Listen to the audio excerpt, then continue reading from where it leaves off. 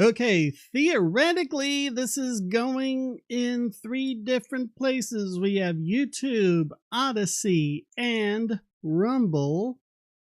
It looks like I am going in YouTube. What about... which one is this? This is Odyssey.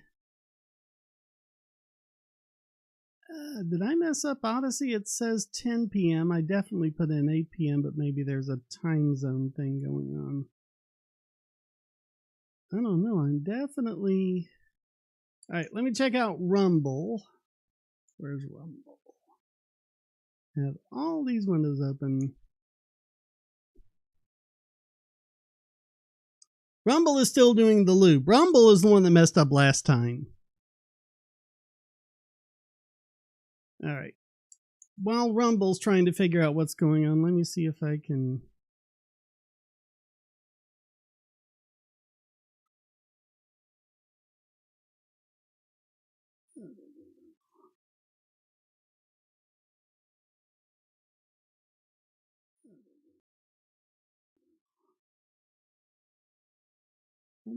Odyssey, why do you say 10 p.m. when that should be 8?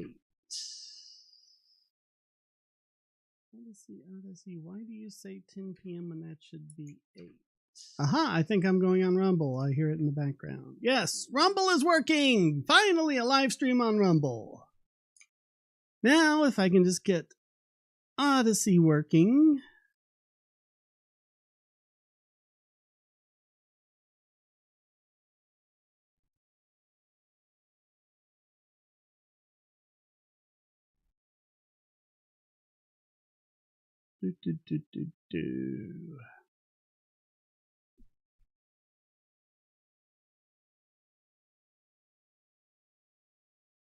Come on, Odyssey. You've been working on me. You haven't been messing up.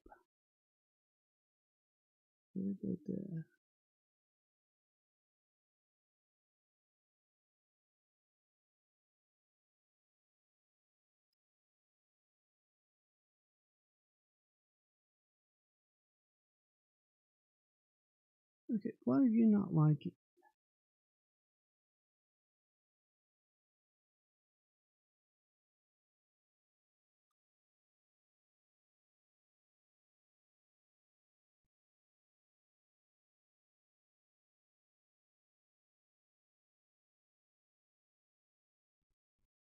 I'm going to try reloading Odyssey. Everything on my Odyssey screen is gray for some reason. I don't know why that is. All right, I'm just going to give it a minute. Let me check out chats. All right, we've got a few people in the chat room. Jack Sieta says imperial or metric. I'm metric, but Fahrenheit. I'm one of those guys. Thoughts on Andrew Tate? I haven't been keeping up with that. And I haven't read the fee article, block reparations either. Hello, SKM. How you doing? Let's see. No one in Odyssey chat, no one in Rumble chat. I can do the Rumble chat now because they have a pop-out. Yeah, you people are asking me all sorts of things that I haven't been keeping up on because I've been sick for like 2 weeks. And also had my air conditioning replaced, so that was an adventurous few days. SKM, Chris said he'd be joining. I'm not sure about anyone else. Jordan Peterson, I mean, I don't really have any problem with him, but at the same time, I don't see what the big deal is either. I don't know. He's just this guy, you know.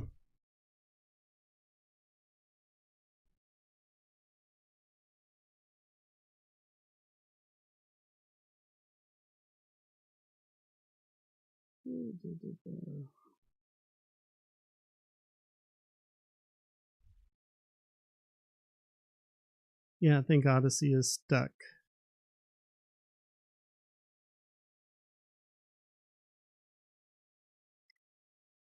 Any advice on starting a YouTube channel? Just do it, really. Just go for it. If you mess it up, you can always delete. They let you create pretty much as many YouTube channels as you want. So you mess it up, you can just try again on the new one. But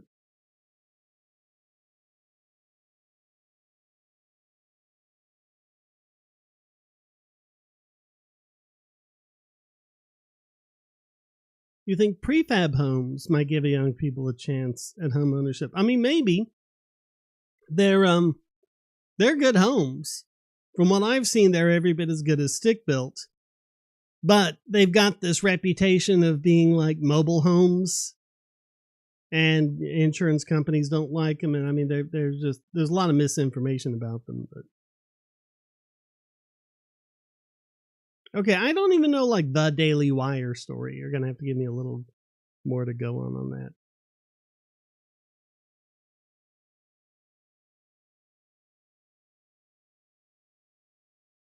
All right, now let's see if Odyssey is going. Odyssey says starting soon. Hello? Hey, Chris. Okay, yep, sorry. Sorry, my mom's ex needed to have his car picked up. All right, I'm going to try restarting the Odyssey. I'm going to make sure the stream key is right. Okay. And start. Okay, OBS says it's streaming. Okay, now it's back to saying live in 1 hour. Why does it do that? I said 8 p.m. and I even just changed it to 8 p.m. and now it's back to saying 10 p.m. I don't know what's going wrong with Odyssey. Odyssey's been working. Rumble is the one that's messing up, and it's working now, but it's one that's been messing up.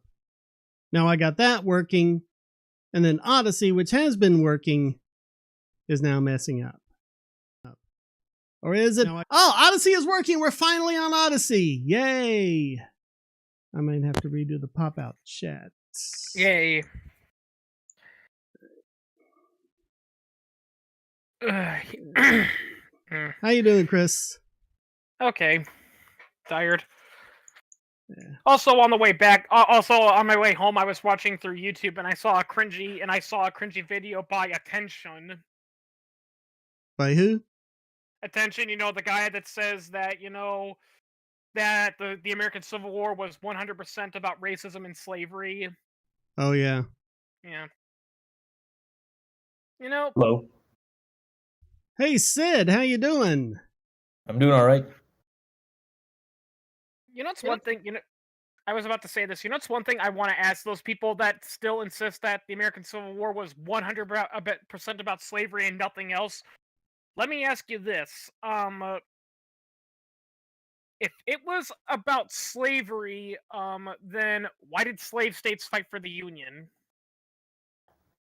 And another thing, too, I want to bring up is that, listen, the whole point of the Civil War was the secession. That's what it was. The South wanted to secede from the Union. Whether it was for slavery or they wanted to give all the slaves, lollipops and ice creams, doesn't matter. The cause of the fighting was the South said, we want to secede. The North declared, you're not going to secede, and we're going to mobilize an army to plan to invade you guys to take you back by force. Yeah. Which is something that no one had really denied, because there had been a couple of times before when some states got together and debated whether or not to secede. And a lot of people were saying, well, we shouldn't secede, but no one was saying that states didn't have the right to secede. Yeah. And I'm another going thing, too... Sorry. And I'm going to go mute for a sec while I move to a different location. Okay. All right. Another thing, too, and this was the video that brought up, because, there was actually a historian reacting to the video, and he said, listen, we have documents, we have in their statements saying that slavery and the supremacy of white race is why they seceded. Yeah, but here's the thing, too, that you got to remember. The southern states, if I recall correctly, there was about like a dozen of them, and all those documents, that say it was 100% about racism and slavery, only came from the founding members of the Confederacy. That's the thing. Well, people you forget have there- a couple like this. They look at the South Carolina secession document. That was the first state to secede, and maybe Georgia. And then they pretend that all the other states were exactly like that, and they weren't. Yeah, and They just that's another weren't. thing too. And that's another thing too. They did not all secede at once. You know, in fact, if I recall correctly, Texas originally did not want to secede, and they actually criticized, you know, other states for seceding. It wasn't until they saw the Union mobilizing and acting aggressively that they said, you know what, maybe you guys kind of have a point. And you had, I think the last three were North Carolina, Tennessee, and Virginia. Double check me on that. Don't quote me. But anyway, I think those were the last three. And basically, it was when they were saying, look, we don't want to fight. And the Union was saying, well, we're going to make you fight against the other southern states. And they said, well, that's it. We're out. We're going joining the other side. Yep. I actually saw this one funny British comedian. It was called "How British People View How the British Viewed the American Civil War," and it's like, oh, I hear that the Americans are in a state of civil war. Why is that? Apparently, the southern states want to secede because they don't agree with what the North is telling them to do. So they want to secede, and the North in turn is responding by saying they're in a state of rebellion. And the other British guy goes, "Gee, doesn't that sound familiar?" Yeah. Yeah. Yeah. Anyone getting any background noise from me, or am I good? No. You sound good to me. All right, great. Yeah, and there's stuff like... Hang on, I'm getting an echo from someone. I think it's on your side, Sid. Oh, okay. Yeah. All right, but it was like the South wanted recognition, the Confederacy wanted recognition from England and France, and so they had an agreement that said that if both England and France recognized the Confederacy, they would free all the slaves. And I think France agreed, but England didn't. Yeah. So that didn't happen. But yeah, they were willing. They were like, if you just let us be our own country, then if that's what it's about, if it's about the slaves, if you just let us be our own country, we'll free all the slaves. Yeah. There were plenty of other factors, like, you know, there were also tariffs was another reason. Yep. Well, it had really been building up since the founding. Yeah. Speaking of which, there's actually a new movement for a lot of people with social justice warriors. They're like saying, oh, did you know America was founded because of slavery? Because slavery was a big issue, and the British, brought up slavery multiple times. Yet these people seem to fail to realize England didn't abolish slavery until 1820, I think. Yep. I think it was later than that, actually. Yeah. Yeah, the whole reason why England brought up slavery wasn't because, they were trying to prove a point or anything. It was basically their way of saying, well, you guys own slaves, we don't. So you're hypocrites. The condition of slavery remained legal in the British Caribbean until 1834. When the Slavery Abolition Act 1833 came into force. Yeah, and from what I understand, the anti-slavery laws in Britain, they only practically happened within the United Kingdom as the nation. Outside of the United Kingdom and the colonies, there was still, a level of slavery going on, like in India and all that. Are y'all getting any noise from my side? Do you hear that? Is it coming over the mic? My new AC that I just put in, it just came on. And when it comes on, man, I actually turned the fan speed down to like 35% because the first time it came on, it sounded like a jet was starting up outside or something. It's really good. It's a 16-seer. Should improve my power bill at least. And speaking of England, apparently Prince Harry's throwing a fit at South Park. Oh, yep. I haven't seen that episode yet, so no spoilers. Oh, I think it's up for free on the South Park website. I won't spoil anything because it's in the synopsis. Basically, the synopsis of their latest episode is that the Prince and Princess of Canada, because it's Canada, not the United Kingdom, Kingdom, you know, they claim that they're fed up with all the public attention, so they're going on a privacy tour where basically they're going around yelling, "Stop looking at us! Stop invading our privacy!" And they're holding signs saying that. Yeah. Like, if you don't want attention, stop attracting it. Yeah, haven't you people ever heard of a thing called the Streisand effect? Did my chat freeze?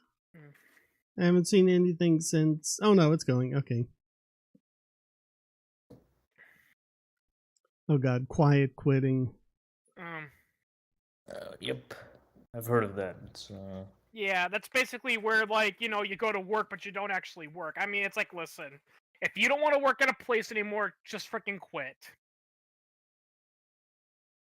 No chats yet on Odyssey or Rumble, but if you want to check out those websites, I am streaming over there. The links are below. That's the thing. So if you want to, and by the way, tips on Odyssey are working for me. Thank you to those who have donated so far. They have gone through, and they've also gone into my bank account. So all of that's working on Odyssey. We'll see if that does any better than traditional monetization, but hey. I mean, going back to what I said about quitting, it's like, you know, I hate those people that say, "Oh, I'm forced to work at a job that I hate and it's dead end and all that." What's stopping you from just walking out the door? Yep. Yeah. In my day, what we would do is quit. There's a country music song from the 80s. Take this job and shove it. Yeah, take this job and shove it, you know. I ain't working here no more. Of course, they may retort with, but it's work or starve, you know. That's been done many times. If you well, don't can you come up with any way it could possibly be anything else? Yeah. You think hunter-gatherer tribes didn't work? Why do you think they're called hunter-gatherer tribes? Yeah. Speaking of hunter-gatherer tribes and all that, I also got into saw this funny debate about some alcoholics, you know, who are alcoholic historians, as I like to jokingly call them, who are trying to justify the existence of alcohol, and they're saying, "Oh no, see, the first agricultural in the world, they weren't trying to grow food; they were actually growing stuff to make booze." And I'm like, "Well, what's the evidence?" It's like, "Well, most of the stuff they grew was barley and grains and all that." And I'm like, "Yeah, what else is made out of barley and grains? I don't know. Oh yeah, bread. Everything else." Yeah. Because grains are hardy and they're easy to grow, and they'll grow in all sorts of places. Yeah, so I mean, I'm not saying they didn't, you know, grow crops for the sake of brewery, but it's not like, you know, they magically discovered booze and they're like, "Oh, how do we make more of this?" It was more of, you know, they learned how to make booze out of what they were already growing, is what it was. Yeah.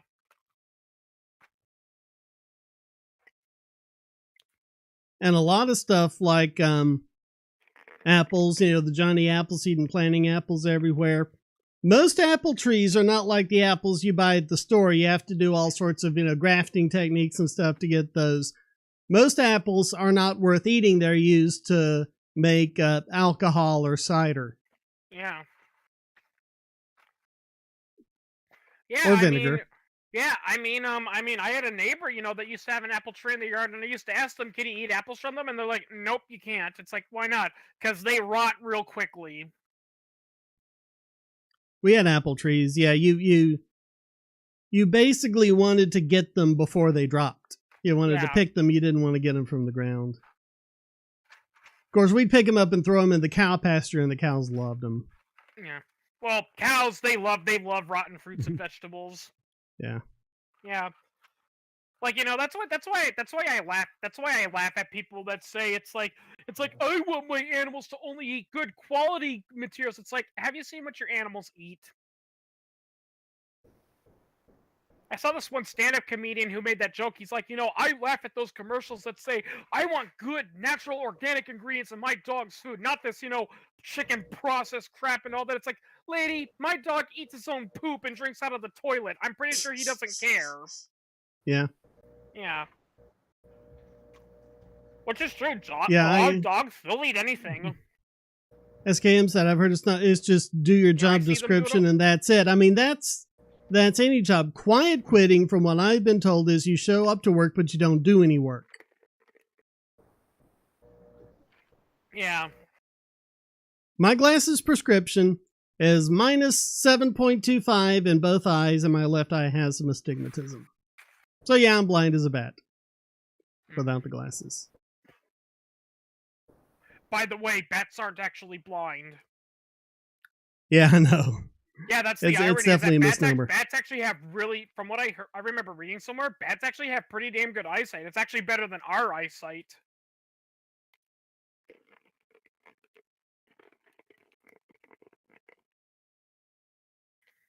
Octopuses apparently have the best eyesight. And apparently the best brains too. Yeah, so many people are like, oh, dolphins are smart and they're probably even smarter than us humans. It's like, no, if you want to talk about smart aquatic creatures, octopi. Don't they have like 6 brains or something? Mm-hmm. Or it's more of a decentralized thing?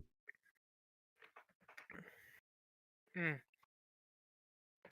know, if I could write Hitchhiker's Guide to the Galaxy, they make the joke about how it was actually the dolphins that were the smartest on Earth. I would have said it was actually the octopi, and they disappeared secretly and quietly. And here's the thing: the dolphins knew about the Vogon invasion, but for some reason couldn't figure out how to practically relay that warning to Earthlings. Whereas the octopi were all in cahoots with it. Octopuses could have stopped it. They're smart enough. Yeah.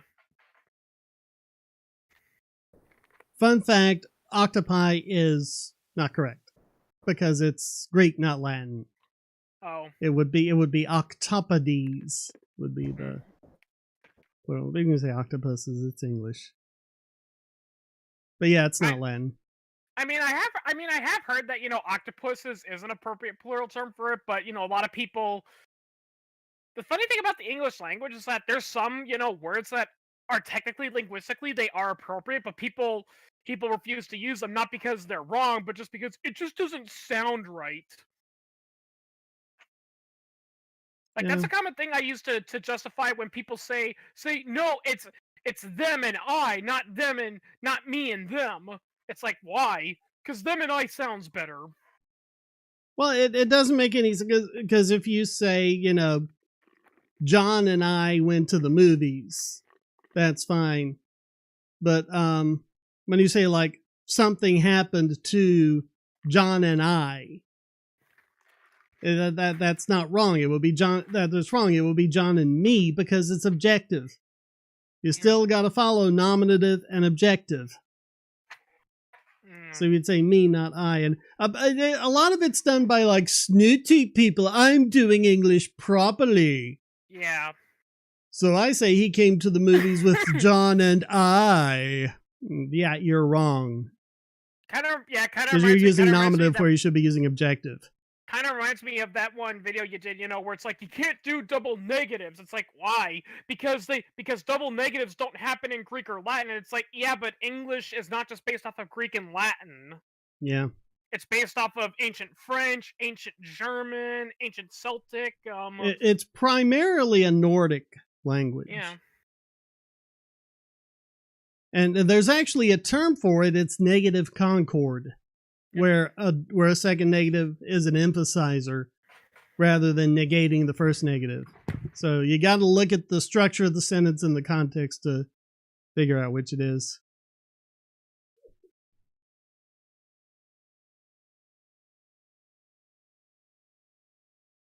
U in words like color. I don't know where the U in color came from, but I remember reading it's the H in ghost and ghoul. And I forget exactly how it happened, but they weren't there originally. And it was apparently the typesetters who didn't like the way it looked, and so they started sticking the H in or something like that.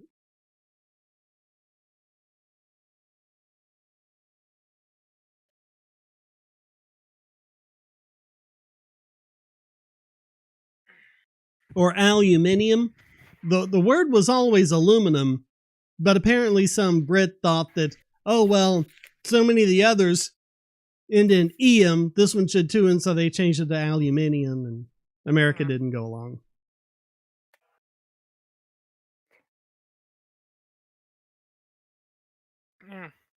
It did not exist during Roman time. Well, English didn't exist in Roman times.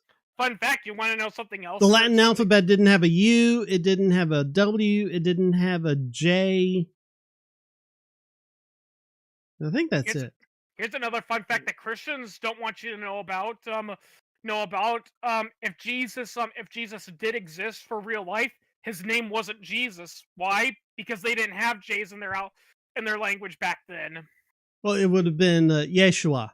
Yeah, it would have been. And Yeshua so then, so when Yeshua was converted into Greek, it became Jesus. And then Jesus in Latin became Jesus. And then in medieval times, that became Jesus. And in Latin America, it became Jesus. Yeah. And in German, it's Jesu, with no S on the end. Yep. That one Bach piece is Jesu, joy of man's desire. Da da da da da da da da da da da da. Sorry, my voice isn't great today. I'm getting over crap. Yeah, you said that. Yeah.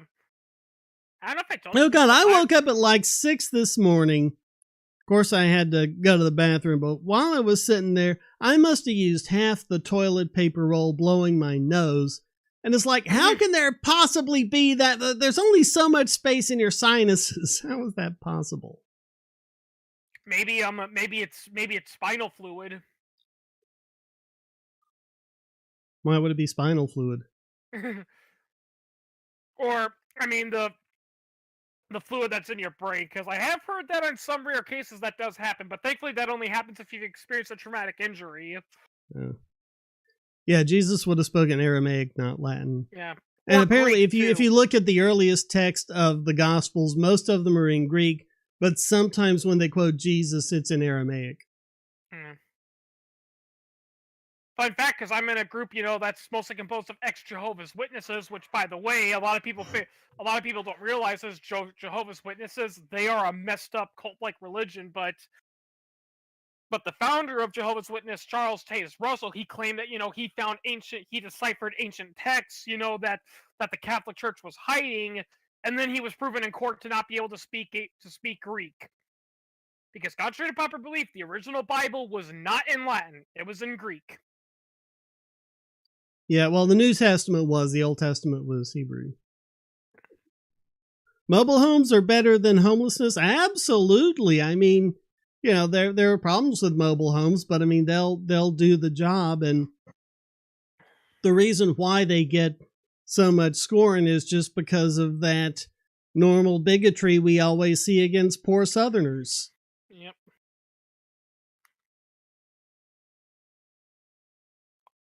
Maybe if they let a few more trailer parks in California. Well, if I recall correctly, there was that one guy that tried, like 10 years ago, he tried to make, like these really cheap houses that you could buy for like only a few grand, and they were basically, single room shacks that had the basic essentials, and they weren't, and even he said, look, they weren't, the best houses, but if you're desperate, it's better than living in a tent, and the government confiscated them because they didn't fit the housing standards. Yeah. Yeah. People have made houses out of discarded shipping containers. Right. Reminds me of this funny YouTuber I've been watching recently. He's called Ginger Billy. He's basically a YouTube comedian and performer, and basically he acts like a stereotypical redneck and all that. And then he did an episode. And he did an episode where he's trying to track Bigfoot, or Big Feet as he calls it. He's like, "Oh, look at that right there. There's a big feet nest right there. I tells you, it's like Billy, I think that's a deer stand, not a house. No, that is a Big Feet house. There's only two people I know that can make a house out of scrap metal. Meth heads and Big Feet." Okay, SKM, I think we got to fix the confusion between mobile homes and motorhomes. Motorhomes are like RVs where you go and park somewhere. Mobile homes are also known as trailers, or you can also have double wides, which are two of them put together. But they're actually made to be permanently installed on a foundation.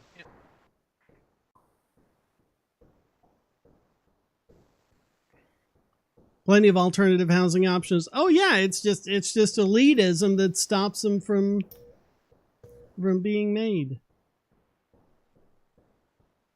And England is especially bad. England is especially bad about that because housing is so expensive there. People are just trying to find cheap alternatives, but the government keeps shutting them down. And the myth, and also the myth that tornadoes love to destroy, trailer parks. Apparently. Well, it's just that if a trailer gets hit by a tornado, it's a lot easier for the tornado to do damage to it than to a stick-built home. Yeah, but.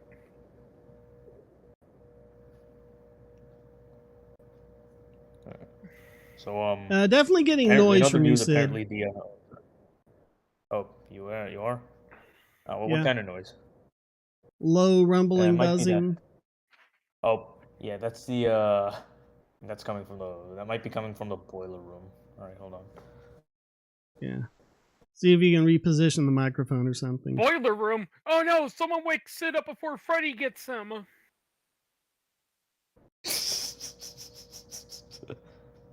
Alright, hold on. It's amazing when you look at things like boilers and hot water heaters, and they sound simple, and they are, but then you look at how much engineering goes into it, particularly in keeping you safe so that they don't build up too much pressure and explode or anything. And there's some clever engineering going on in there. Simple, but works. Is that San any Francisco's better? $1 Million Shacks, yeah. Oh yeah, that's better. That's definitely better. Yeah, I closed the door. So what was I talking about? Oh yeah, in other news, the creator of the comic strip Dilbert apparently has been canceled. Yep. As in his strip, the Dilbert comic has been dropped from a bunch of newspapers because apparently he went on some sort of racist rant, which I haven't seen, but I haven't seen it, and I've heard contradictory things about it. The ones who are defending him, they're saying that what he did was he looked at a poll of blacks, and apparently this poll said that blacks said that the most dangerous things was white people, and he kind of took that to its, as comedians do, take it to its, logical but humorous extreme. Yeah. But I don't know because I didn't see it.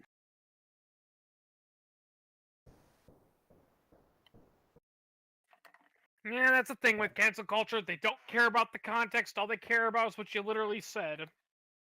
Jack Cieto, yeah, local sovereignty versus federal. It was the whole, it goes way back to Jefferson and Hamilton. It's that whole fight there. Oh, yeah, speaking of J.K. Rowling, apparently they're trying to cancel her new Harry Potter game because, which isn't working because the game is crushing sales records. So yeah, I haven't played it, but I've heard from some people that have it said it's actually pretty good. Oh yeah, I mean it's pretty well received overall. Yeah, it's basically. I mean, they've been it's basically a Harry Potter RPG where you can create your own wizard and and all that and. Yeah, and it's like INVU says that Rowling had nothing to do with it. Yeah, that's true too. I actually, when a friend of mine was playing that game, I jokingly said, "It's like, wow, you're playing the new Harry Potter game." I thought, I heard that game turns you into a transphobe. Even though the game apparently has a trans person in it, but I haven't played it, so I wouldn't know. Well, and the fun fact is that in the Wizarding world, in the Harry Potter universe, then you know what? If you change your gender, that actually, would be a case where you are a real, maybe not one born out there, but you are a biological, man or woman because they have the ability to magically change you. It's not like in the real world where it's just cosmetic surgery. Let's be real. That's all it is. It's cosmetic surgery. Yeah.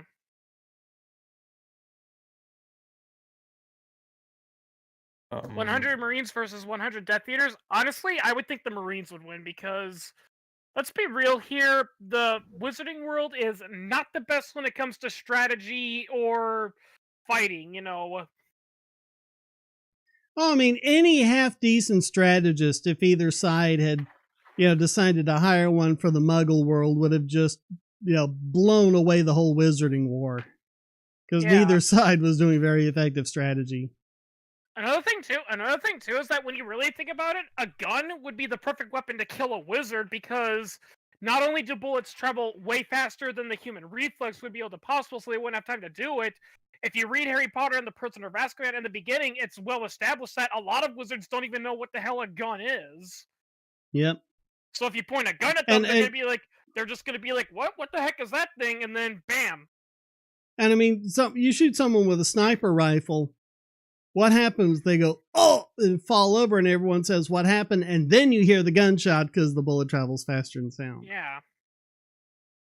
Yeah, that's why certain sniper rifles during the Korean and Vietnam War were given the nickname the weapon of silent death, because they used to jokingly say by the time you hear it, you're already dead. Slavery had existed since ancient Sumer and Akkad, so it makes little sense to dwell on the short history of American slavery. Yeah, the earliest legal code we know of is the Code of Ernamu, and they had separated the population into freemen and slaves, and they had different laws for each. I mean, I ain't going to lie, especially by the way I read the Harry Potter, the original Harry Potter books. In all honesty, judging by the way the Wizarding world works, none of the wizards would look the way they do in the films. They would all be morbidly obese people levitating everywhere. Yeah, wizards should be able to fly. I'm sorry. So should Jedi. Jedi should be able to fly. Well, actually, if you can levitate, you can fly. Yeah. But I mean, yeah, that's the funny thing I always think of. I think of in real life, practically speaking, the wizards would not be, like looking the way they are. They would be morbidly obese and just floating everywhere.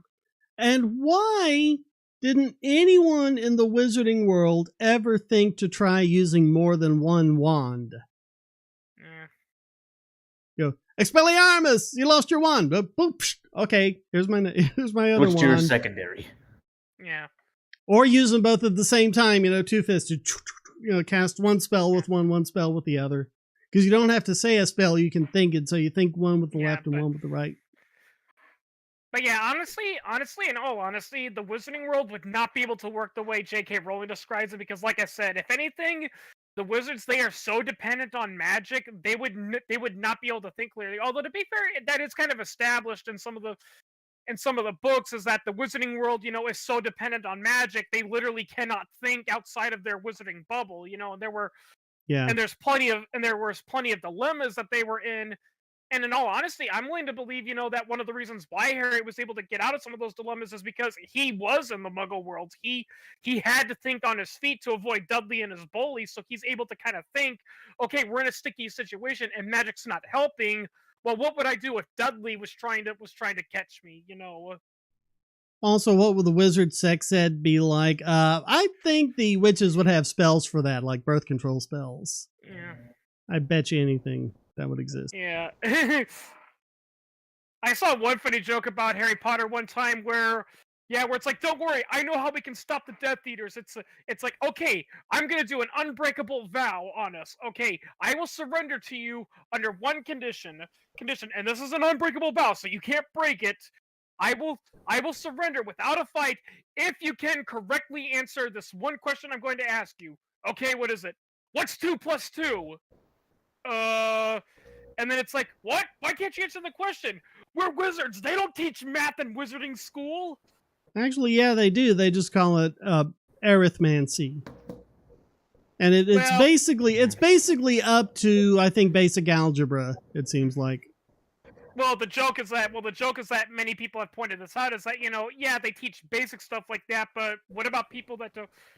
And that's another thing I've always wondered too. What if the wizarding kid doesn't want to be a wizard? It's like, yeah, it's like, but you have to go to Hogwarts school so you could be a powerful wizard one day. It's like, well, I don't want to be a wizard. I want to be an astronaut. Yeah. Yeah.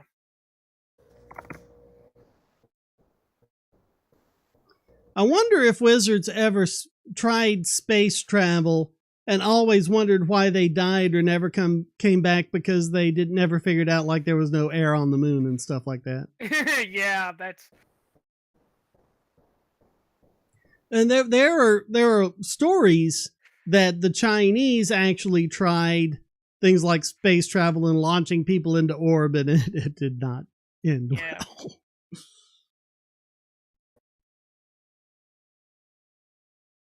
And yeah, that's another thing I noticed about the Wizarding World in Harry Potter. It seems like once you graduate from Wizarding School, basically there's only two job options you have. You either have to work for the government or have some sort of unique skill that you can do with a trade, basically.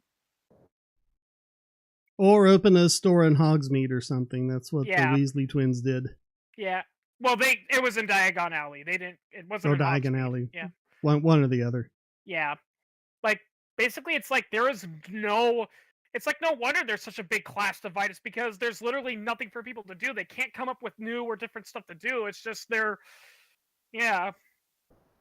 To be fair, though, that's kind of addressed in Goblet of Fire because the Ministry of Magic is so swamped with bureaucracy, and that's one of the reasons why, Voldemort gets away with a lot of stuff is not because, it's not because they're in denial, but because they're so swamped with bureaucracy that even by the time they realize, holy crap, Voldemort's coming back, they're not doing anything. Because they're too busy having debates about the debates, figuring out, okay, what's the stuff we can do? I mean, if I recall correctly, in Goblet of Fire, that's all Percy was complaining about, he wasn't complaining about, how storm clouds were on the horizon or how the divide between Muggleborns and purebloods is rising. All he's like is like, oh yeah, we're having an issue. There's issues with potion, cauldrons coming in, and they're slightly thinner than they're not allowed to.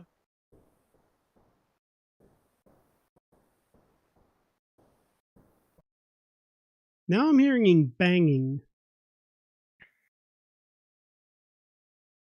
Well, to be fair, Schism, the Wizarding World does not have a good criminal justice system. I mean, and it's not. They don't even seem to, because they seem to have like broken off from England around the 17th century, but their justice system hasn't even caught up. It doesn't even sound like it's caught up to Magna Carta. Yeah. I mean, it's established in Goblet of Fire that, that they don't even have, like a trial by jury. You're literally just brought up in front of an inquisitor-style court, and they're saying, okay, what are you guilty of doing? You are guilty of committing this crime. What do you have to say for yourself? And regardless of what you say, it's like, yep, throw him to Azkaban. Yeah. I think I saw a joke like that one time too, where it's like, wait a minute, we send people to a prison in the middle of nowhere where they have little to no food, and they're surrounded by these ghost-like creatures that literally suck their souls out. Do you know how many human rights rules that violates? Yeah. Yeah.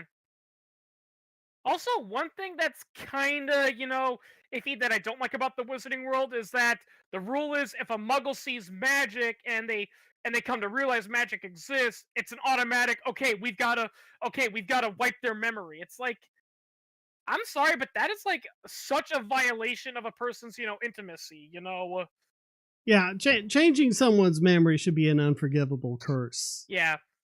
And I mean, it is established in Chamber of Secrets that memory charms are really difficult things to perform, and if you don't perform them correctly, you can severely damage the person's mind. Yeah, so what's gonna happen if, it's like, okay, there's good news and there's bad news. So that muggle that got abducted by a dragon, we successfully got them to forget about the dragon. Okay, what's the bad news? We messed up the memory charm, and now they think they're a bunny rabbit.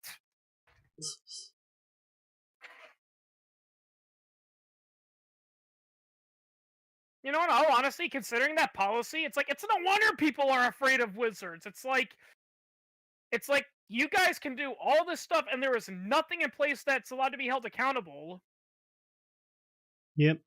And I mean, no joke. I mean, Voldemort made it pretty well clear, you know, once he conquered the Wizarding World, he was going to go after the non-magic world. So, what are the non-magical people supposed to do, you know, if he reaches that stage? And basically, the only thing that, you know, that the Ministry of Magic could say was, well, don't worry about it. Just be concerned about it, but let us deal with that.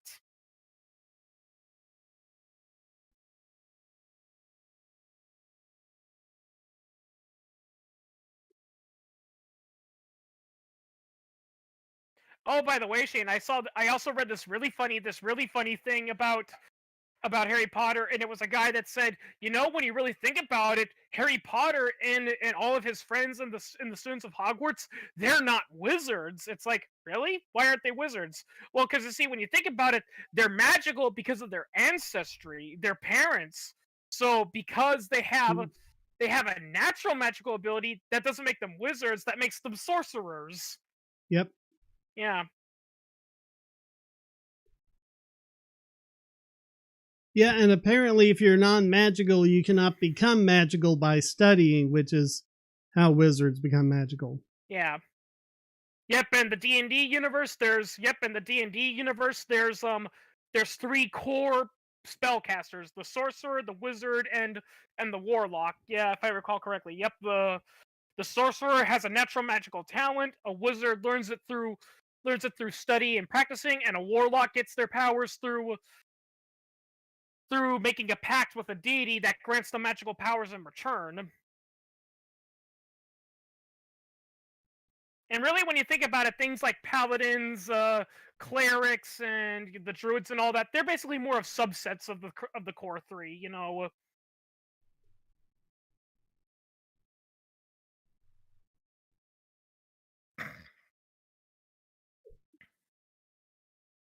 The wizarding world just needs a revolution. That's what they need. Yeah.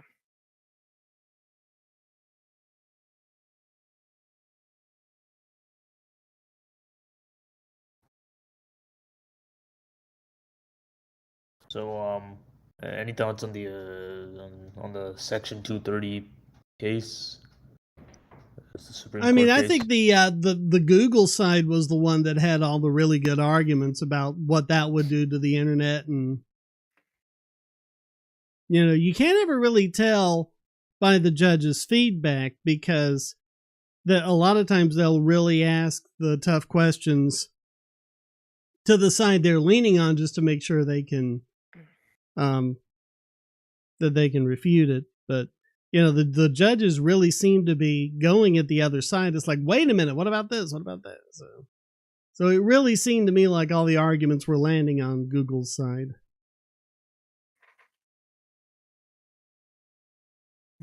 But we'll see what the court says when it rules. Yeah. I mean, it could be.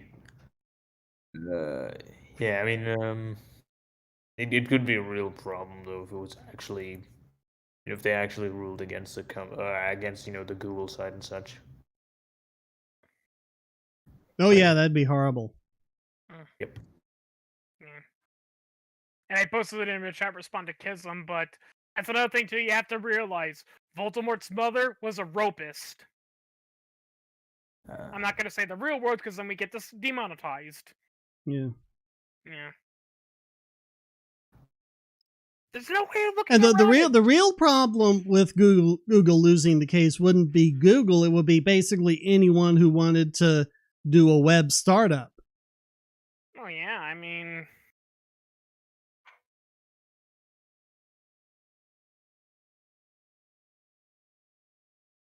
it's getting difficult now as it is. What with, you know, all the DMCA stuff and all the other stuff, you're basically having to you basically have to hire a legal team before you can even get started.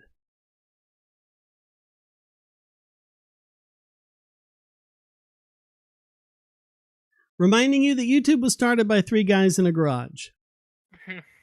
And look at how difficult it is for other people to set up competing websites. Well, I mean, to be fair, that description could apply to the founding of a lot of companies. Yeah, but Maybe I mean, not you couldn't do it. You couldn't do it now with a YouTube-like website. True.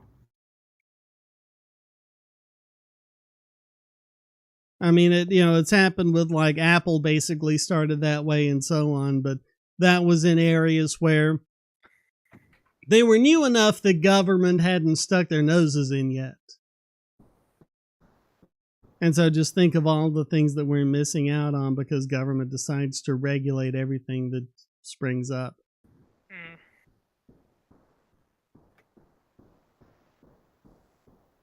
Hearing the banging again. Yeah, it's coming from Sid.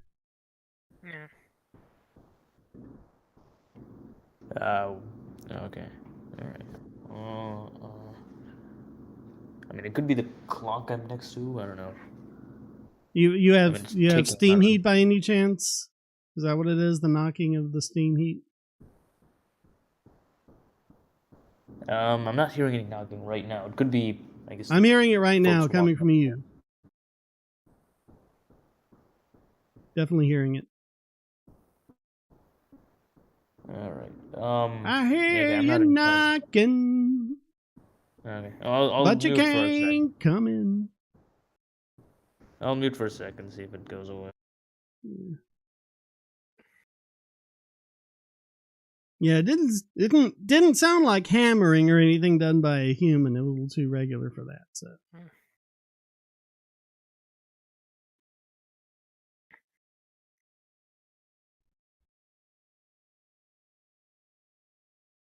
Yeah, there was this one dorm at UNCG. I forget which one it was. One of the female dorms, but yeah, they had steam heat, and every now and then you heard exactly that.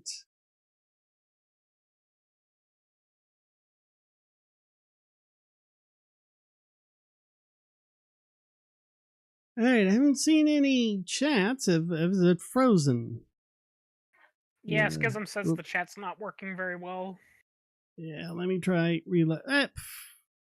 You stop. You go back down here. All right. That's okay. That's Rumble. That's Odyssey. That's YouTube. All right. Let me see if I can reload it.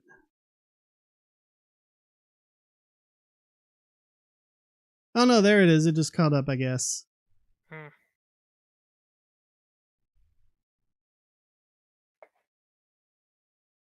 Why did they not interrogate Sirius Black after James and Lily said they did, didn't they? That's what sent him to Azkaban.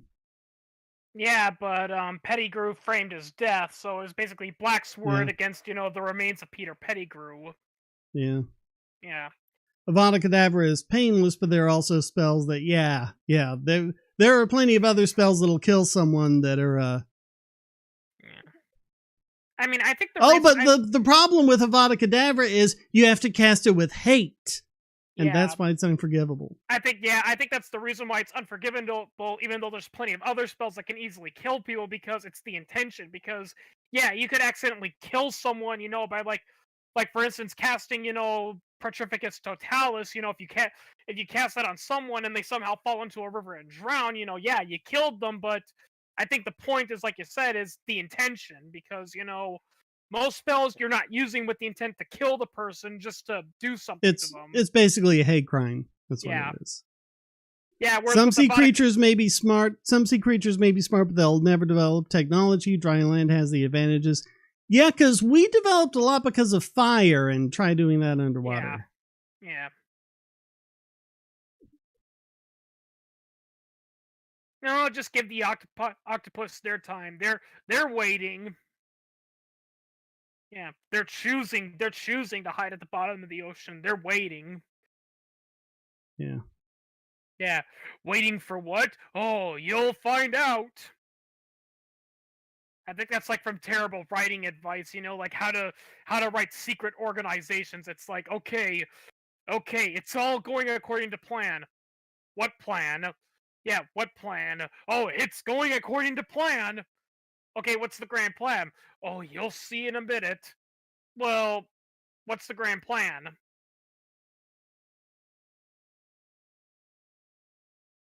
And like, what other resources they're doing? Like, if they seemingly control the world, yet nobody except the higher ups knows about them, how are they not leaving a paper trail?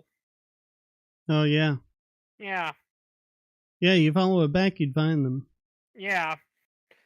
I even saw a parody of that one time too, where it's like, oh no, oh no, a random kid on the internet discovered that us, a top secret cabal of people, really control the world, and nobody knows about it. And one guy goes, well, if we're so secretive, then how did a kid on the internet find out about us?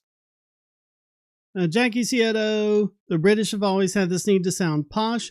That could be why non-roticity developed. Yeah, because in Shakespeare's time, they had this thing that went on for, I think, a decade or more, trying to figure out how people pronounce things in Shakespeare's day so that they could perform things with the original pronunciation. And they found all sorts of things, like all sorts of things that were puns that we didn't know about because they no longer sound the same. But anyway, the original pronunciation from Shakespeare's day, as they've been able to figure it out, is rhotic. So non-roticity developed since then. They actually said that the accents that today that most resemble the accents in Shakespeare's day it's somewhere between a West Country accent and represent a Piedmont, North Carolina accent. Yep. So my accent is a lot closer to the way they said things in Shakespeare's day than the British RP and the posh sounding stuff. Oh, is this a dagger I see before me?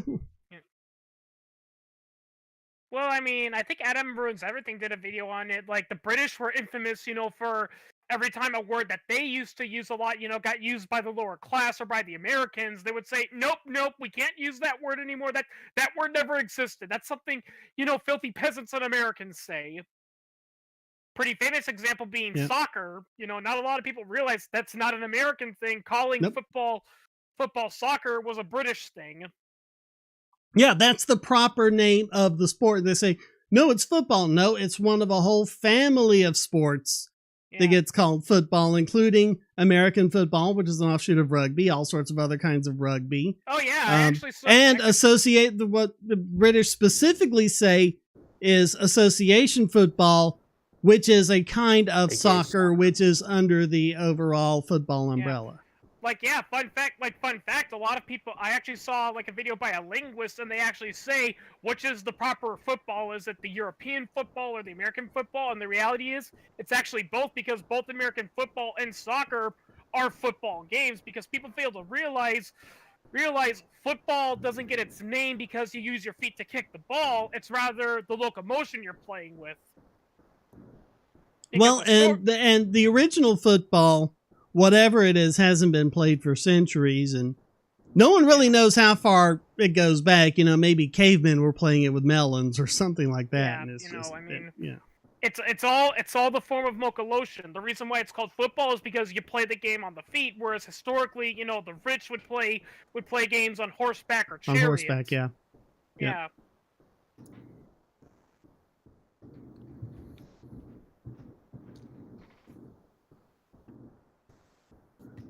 It really sounds like massive destruction coming from Sid's audio there. Oh, God. Okay, maybe I shouldn't have gone to the basement. Maybe it's people walking above me. I don't know. It's not people walking.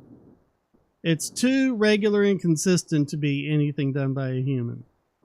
It's just bam, bam, bam, bam, bam, bam, bam, bam, bam, bam, bam, bam, bam. I'm not really hearing anything. It's coming straight through the audio. Oh. I mean, it could be the refrigerator. I don't know. I don't know why the refrigerator... If the refrigerator's making that sound, you need a new refrigerator. Yeah, it's not making that sound.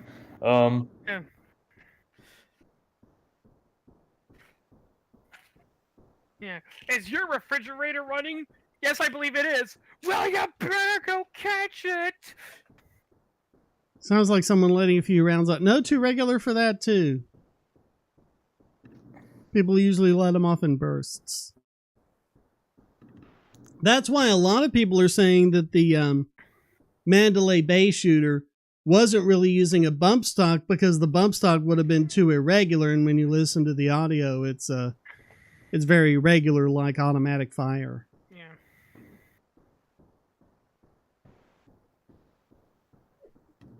You know, it's one. I don't think they ever did release the official findings of exactly what gun he was using.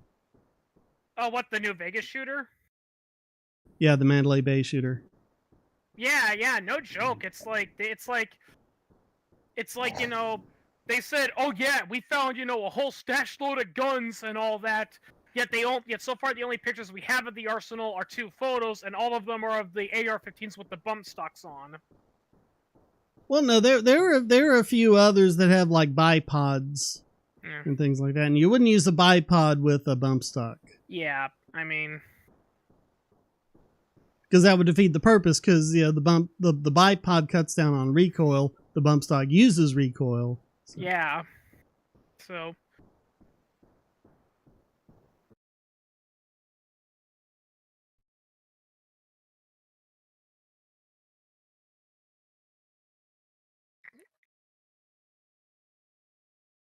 I hate Pipsqueak.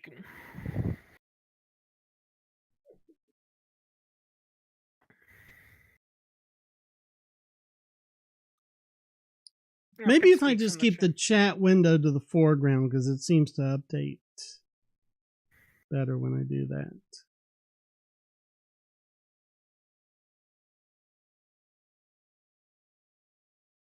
Jackie Soda, the British always have this need to sound posh. Well, you know what? In a way, that's what the play My Fair Lady's all about. Yep. Yeah. Shaw was actually parodying the idea that, you know, British don't speak properly. He didn't actually think that way. He was parodying posh people that were... Yeah, you know...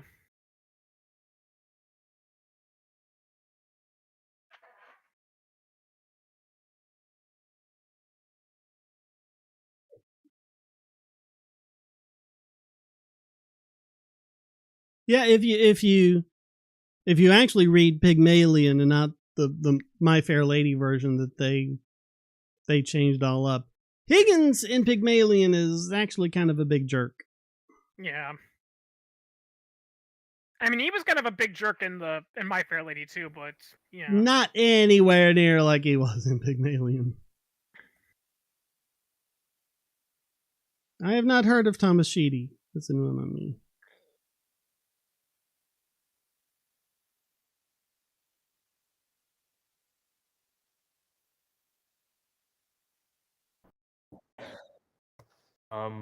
Here's an interesting question. What are your opinions on the idea of like national divorce? National divorce?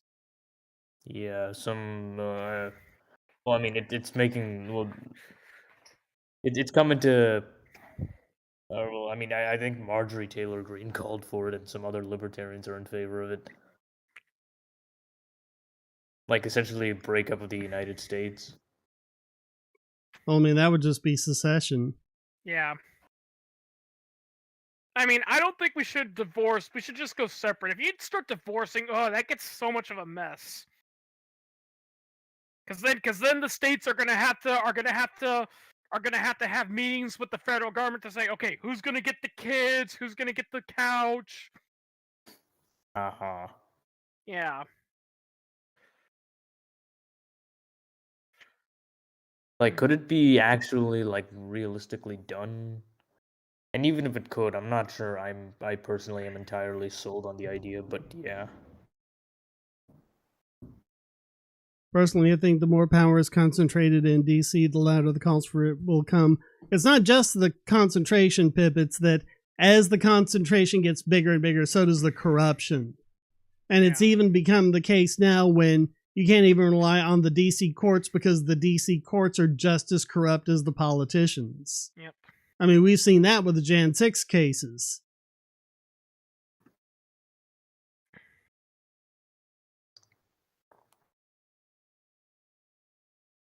You got the DC courts and you got the Southern District of New York.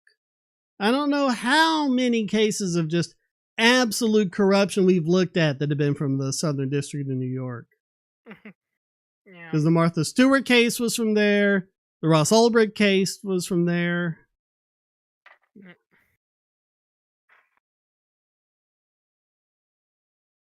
Yeah. Honestly, the Ross Ulbricht case is the reason why I think we need to do what Norway does, and we need to cap prison sentences. Yeah, they have mandatory minimums. There should be mandatory maximums. Yeah, because, like, fun fact, I've actually heard from a lot of people that talk about the United States criminal justice system. Not only are we the death penalty capital of the developed world, another thing we do compared to other nations is we're also much more prone to throwing people away in prison for the rest of their lives. Like if you kill someone, like, you know, the funny irony is that if you kill someone in America, most of the time it's life in prison, whereas in many other countries, especially Europe, killing someone's only gonna give you a couple decades in prison. Like literally in a lot of European countries, the only way to go to prison for life is you either have to be a terrorist or you know, member of a criminal cartel, or you have to be a traitor. And I think, based on the idea of, you know, you have to prove something beyond all reasonable doubt, I think a hung jury should be an acquittal. Yeah. Because if you can't convince the 12 that you're guilty, you know, then, you know, the whole voir dire process is about getting reasonable people on the jury. And if even one reasonable person says, no, I don't think so, that's reasonable doubt. Yeah. Another thing too, I think that should also be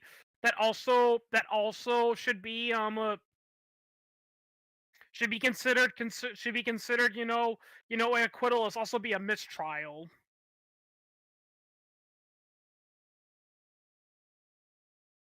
Though, to be Well, fair, it is the case if it's a mistrial with prejudice. Yeah.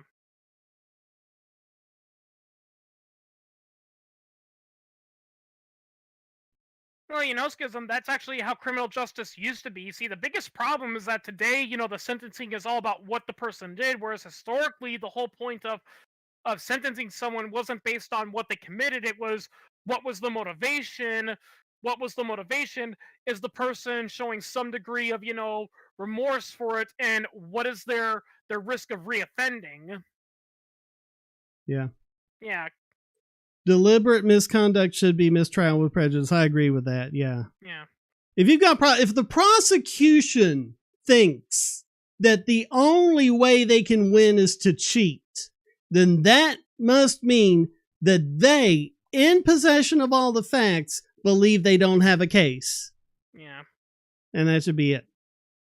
Also, if I don't and all that stuff, it would have stopped the Duke Lacrosse case in its tracks. It would have stopped the Fatty Arbuckle case in its tracks.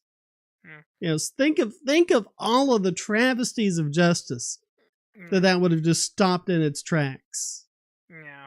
I mean, I think I know, like, if you don't mind me asking, are district attorneys, are they appointed through election? I think it depends on where you are. Oh, because I was about to say, I think one thing they should also do is and this might be controversial, but I think it needs to be done, is that there should be a rule that says if a district attorney is voted in via election, he gets one term. That's it. Because one of the reasons why DAs do that kind of crap is because they want to get reelected, or they want to run for a different office, and district attorneys that do their job properly don't get elected. They get elected because it's like, yeah, my name is John Smith, and as a district attorney, I threw all these criminal scum in prison. Criminals are afraid of me. If you vote me into office, I'll make sure this town is safe. You know. Yeah. There's a judge in my home county. He used to be a defense attorney. He did some work for me like way back. And he wanted to be a prosecutor for a couple of years. And I was like, so why are you going over to the dark side? And he said, well, if you want to be a judge, you got to be a prosecutor for at least a few years before you have any realistic chance of being a judge. Now, you can be a prosecutor, not spend a day as a defense attorney and become judge. Yeah.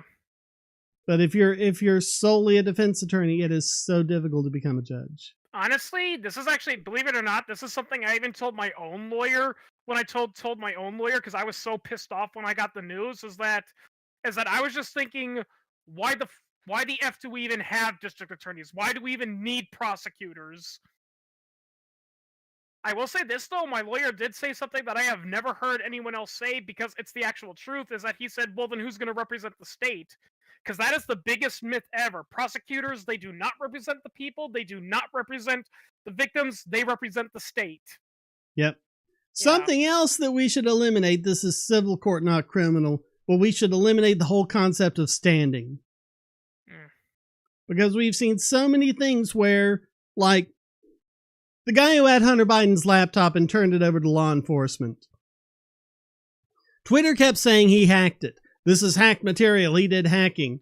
And he lost his job. He lost a lot of prospects. His reputation took this massive hit. He should have had an easy civil case.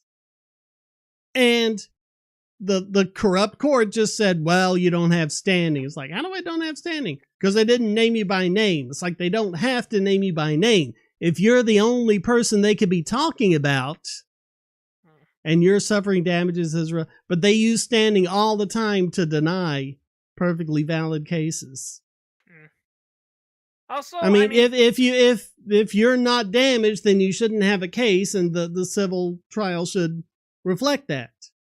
But it should be up to the trial process as whether or not you deserve it. Going back to what you said, Captain Pixby, one political ad I really hate, and I'm so sick and tired because it contributes to this corruption, is when you see those targeting ads by saying, did you know, as a defense attorney, candidate X, he defended a pedophile. Do you want a pedophile in office? It's like, well, yeah, that's his job as a lawyer. Yep. The whole point. Everyone deserves a defense. Yeah. I mean, yeah, no joke. Every single lawyer will tell you, and actually one thing that the movie Legally Blonde got right, was when that girl, was talking about how it's like, well, I would much rather prefer to defend someone who's legitimately innocent, and everyone laughs at her, because the reality is that is true. The majority of people, as a lawyer, you're going to be defending, it's going to be kind of clear as the day that they're guilty. The whole point of you being a lawyer isn't to prove they're innocent. It's to make sure that they're being respected in their rights, and that when they're convicted, excuse me, that the crime, that the punishment they're going to receive is fair, and not something ridiculous like you stole a pair of sneakers, chop his hands off. Yeah, it's like to make sure you're properly convicted without the without basically the iron fist of the government smacking you down. And contrary to what they'll say on Law and Order and all the shows like that, a defense attorney will tell you, it's like, look, if you're guilty, if you actually did this, there's not going to be a whole lot I can do for you. I can make sure your rights are respected. I can try and get you the lowest sentence possible. But forget what you see on TV. There's no magical way to get a guilty person off. Yeah, that's not how it works. Like a perfectly good example, like I saw with a lawyer, like a really good example of how it goes. It's because he was the lawyer from Texas, and he's like, I've represented people who were clearly murderers. Like, I've seen people, who were caught, murdering, and like, it's red-handed. It's clear that they're guilty, And my job as a lawyer isn't to try to prove the guy's not guilty. It's because anyone who knows anything about Texas knows is they love their death penalty. They love to sentence pretty much anyone for committing a serious crime to death. And his job as a lawyer is to say, yeah, look, he killed people, but what good's going to come out of killing him? I suggest we just throw him in jail for the rest of his life and get it over with. If we kill him, we're no better than he is. That's going to open up another can of worms, and then we're going to get, all sorts of, crazy political debates. Just let him rot in prison. That's what. Yeah, I was Texas, trying to update the chat and we messed it up. Sorry. Yeah, that's what a Texas defense attorney would do to protect someone who does that. And yeah, pretty much like. Yeah, I have no idea why Joe Rogan would have me on his podcast. So. I mean, I'm pretty sure he would say yes. The only problem is that logistically it would be a nightmare because he literally lives on the opposite end of you. Yeah. Yeah, he And lives you in. have to get there in person, yeah. Yeah, he lives in Los Angeles. You live in Carolina, so that's literally the exact opposite ends of the United States. I mean, I don't know if he pays for the flight, but you'd still have to, make all the accommodations. So, Yeah. hmm. You could be sentencing an innocent man to die. Yeah, that's something that a lot of them are getting away from is Blackstone's ratio. Better 10 guilty people to go free than one innocent person to suffer prison. Yeah. But now they're saying the opposite. What about 11 guilty? Because they're people petty going free? tyrants. That's all they are.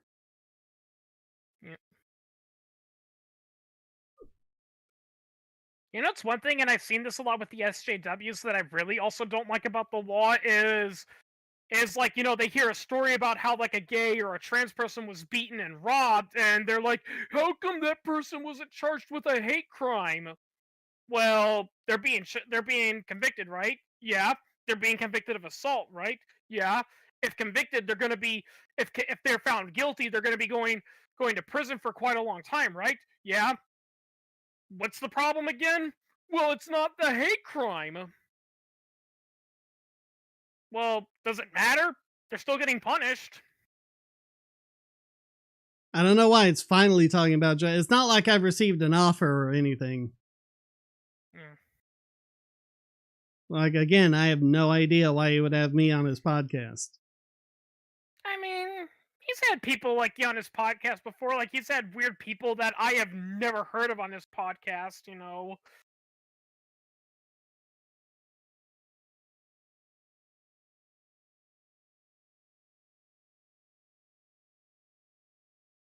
I mean, I'm sure there are zillions of people who are trying to get on his podcast, and he has to be selective about it. Well, yeah, I'm pretty sure that too. I'm pretty sure he's got a long list of emails, from people saying, "Can I be on your podcast, Joe Rogan?" And I'm pretty sure he and his people have to think, "Okay, well, well, because it's like the most popular podcast in the history of ever, Yeah, Well, of course, some of them might be people he invites. Yeah. Oh, yeah. I mean, like Joey Diaz. Joey Diaz and Joe Rogan are close friends. So that's one thing I love about Joe Rogan. He introduced me to Joey Diaz. That guy is awesome. I don't know if it's smaller. It's kind of like in a holding pattern. YouTube is my channel is doing its best to grow, and YouTube keeps holding it back. But well, to be fair, it's not even just saying too. There's a lot of people that used to have really popular YouTube channels and that were really popular, and they were steadily growing up. But then YouTube changed all the rules, and now they're shrinking because it's a lot harder for people to really establish that. When it won't even show up in a basic search. Yeah. And I'm sorry, it's just an excuse. All the people say, well, if you put your name in, it shows up. How am I supposed to get new people coming in, who don't know my name? That's what it's about. It's about the impressions. And I've got a great click-through rate on impressions. It's like 7 to 9%. And most channels just love to get 3% on that. They get 3%, they're doing good. So when people are actually presented with a thumbnail for one of my videos, they're much more likely to click on it, but YouTube won't show it. My views from impressions are just really low. They're just not showing them to people who would potentially be interested. I've heard some people flat out say like they've literally, typed in like the exact title of some of your videos, like literally the title in it verbatim into the YouTube search bar, and your video is still like the 6th or 7th one down the row. If it even shows up. Yeah, because I tried that. Because I tried that with America Does Not Have More Mass Shootings or something like that. I put in the title of that one. And there were only 3 results. They were all from the mainstream media, all hysteria about mass shootings. So, I mean, to be fair, if we type that title and then your name, I found, yeah, it comes up pretty well. Yeah, but again, how is that going to bring in people who are searching but don't know about my channel? Yeah. Well, I mean, it might be. To be fair, I'm not sure. I mean, more people follow the mainstream media than I'm not sure. But when you get videos that are the exact opposite, literal opposite of what you search for, and mine isn't even in the results. Oh.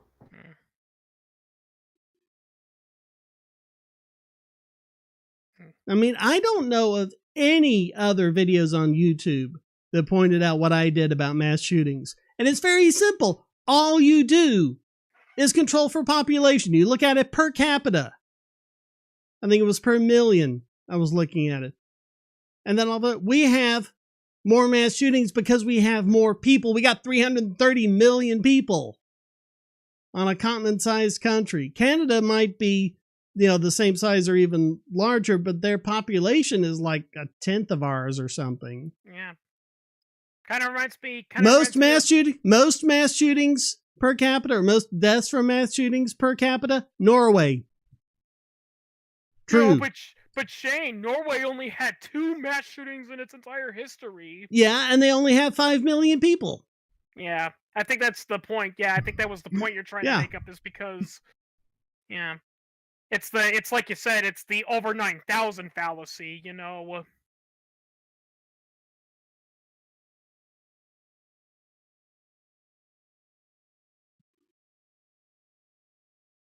Yeah, And apparently the new CEO is just going to be worse. He's like really putting the screws on, what you can cover, about firearms and things like that. You can't even show apparently a magazine being loaded.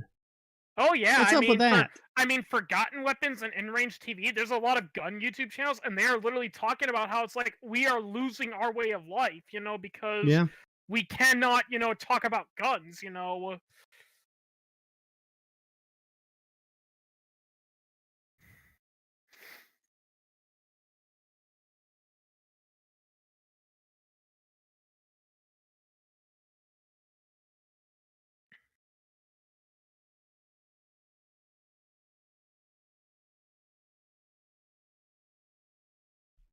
Yeah, that's another one, Pip. If you have a nickel and you find another nickel, you've doubled your money, but you still can't buy anything. And that's what they say, oh, this is, if you do this, then you're, 50 times more likely to do this, but it's still like way down in the decimal points and it's just noise, Yeah, that's the thing you should always ask when you hear that. Well, what's the prior probability before you do that behavior?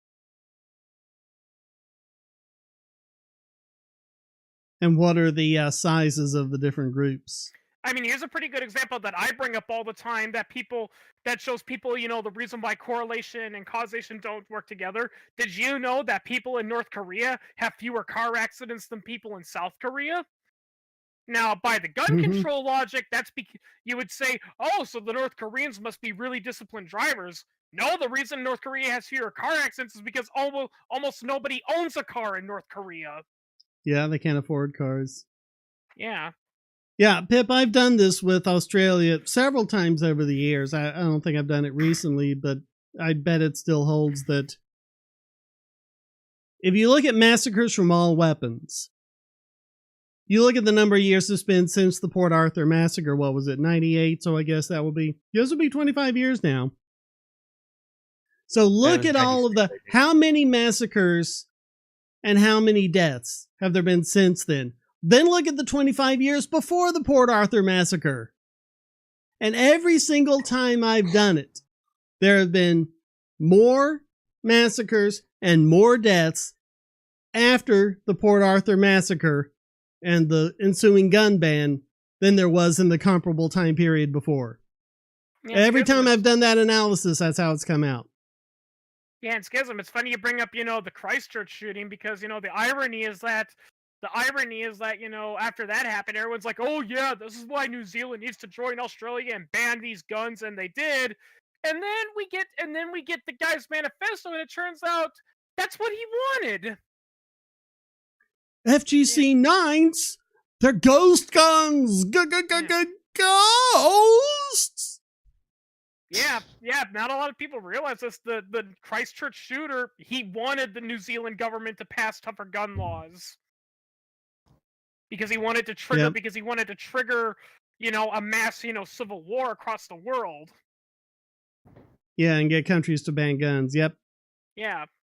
So congratulations. And what happened when people tried to point it out and read from his manifesto? What happened to them? Yeah. They got their videos taken down. They got their tweets taken down. They got their accounts, in some cases, kicked off of social media.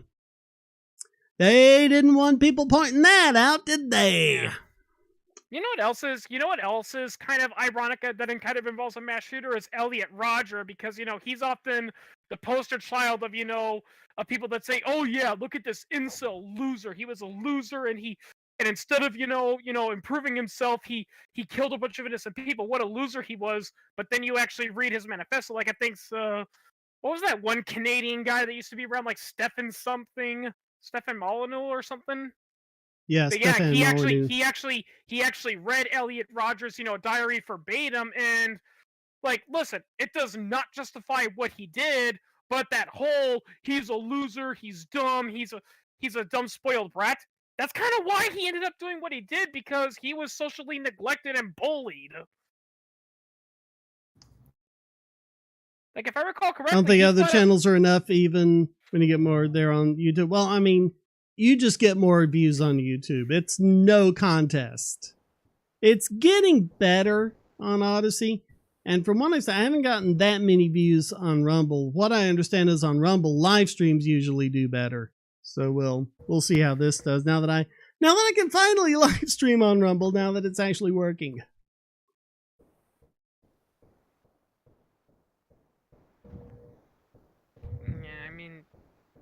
Ah, you got a non-rhotic southern accent. Yeah. Arguably the most charming accents. Ah, the non-rhotic, I say the non-rhotic southern ones, boy. You gotta be non-rhotic. It's funny how a lot of people say, stuff like those old cartoons are racist and all that. The irony is that a lot of those accents that, the Looney Tunes did, they were making fun of, that. Well, I mean, there were a couple of them. The two of the censored 11, Bob Clampett did with members of the LA Jazz team because he wanted to get more exposure to them. And that was actually them. I mean, Mel Blanc did some supplemental voices, but for the most part, all the singing and all the characters and everything, it was done by them.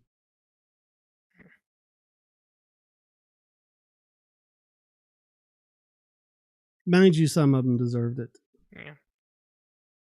Oh God, I forget what it's called, but that one Chuck Jones on the censored 11 with the black kid that was going to drown the cat. That cartoon, it's not even that it's racist. I mean, if it were racist but otherwise funny, it would be one thing. There isn't the first good thing about that cartoon. It's not funny. It's not well made. And apparently Chuck Jones, if you wanted to interview Chuck Jones, you had to go through his daughter. She was the one that managed that. And every time someone would ask that, he was like, he doesn't talk about that. Cutting you off right there. He doesn't talk about that cartoon. I forget what it's called. But, yeah. But apparently it was not his proudest moment. Yeah. Well, I mean, in fact, I wonder, it doesn't even seem like his work. There's a little bit of a design in the face of the cat that seems like him. But it seems like one of those that there was like a preliminary thing of, and then they'd hand it over to like a junior director but not credit him.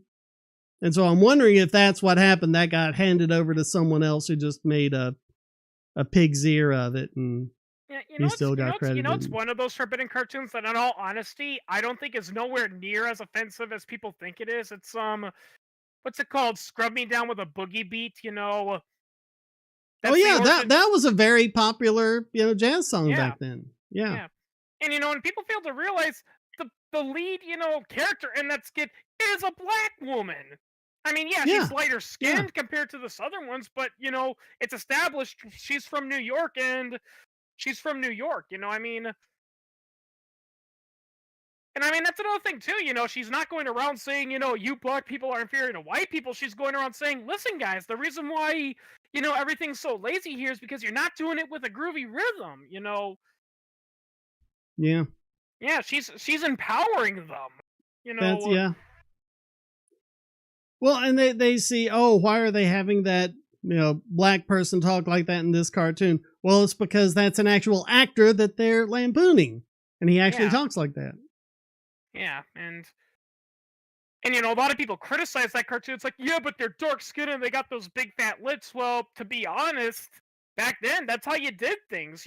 Cartoons weren't as good as they are today, where they can get down pretty good things. Back then, all features of a person had to be over exaggerated. Yeah, otherwise you go straight down into Uncanny Valley. Yeah. I mean, that's the thing too. A lot of people are like, "Oh, but they're making fun of African Americans." Yeah, well, they were making fun of white people too. They made fun of everybody. Yeah, that's what they did. Yeah, Popeye's looking design, from what I remember reading somewhere, that was to make fun of the stereotype of like a New Jersey person at the time. Yeah. Yeah. Yeah, I remember reading, seeing this really old interview with one of the original creators of Popeye, flat out saying the way Popeye talks was actually based on how some people, the characters actually knew, talked. Yeah. Yeah. And Popeye's, famous. Oh, I'm Popeye the Sailor Man. That was actually how some New Jersey people talk. That was meant to be a New Jersey accent at the time.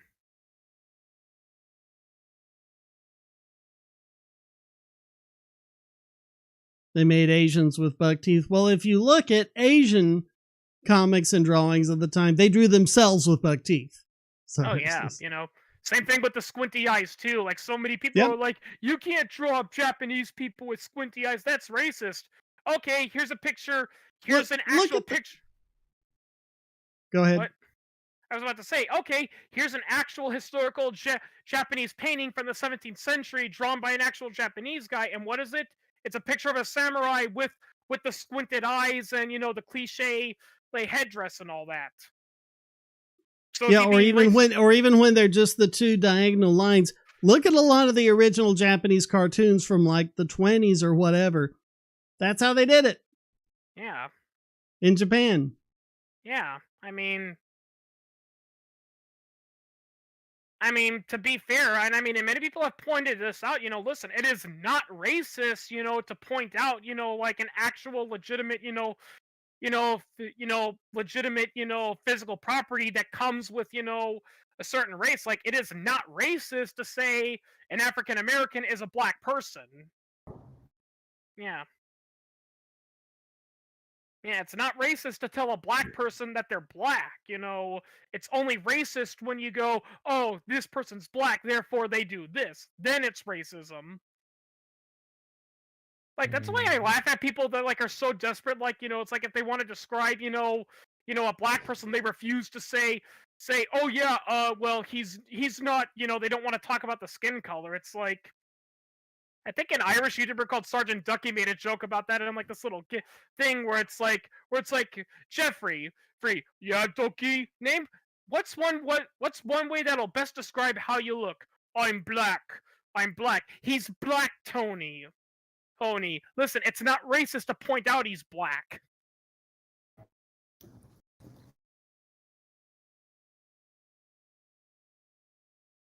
So, on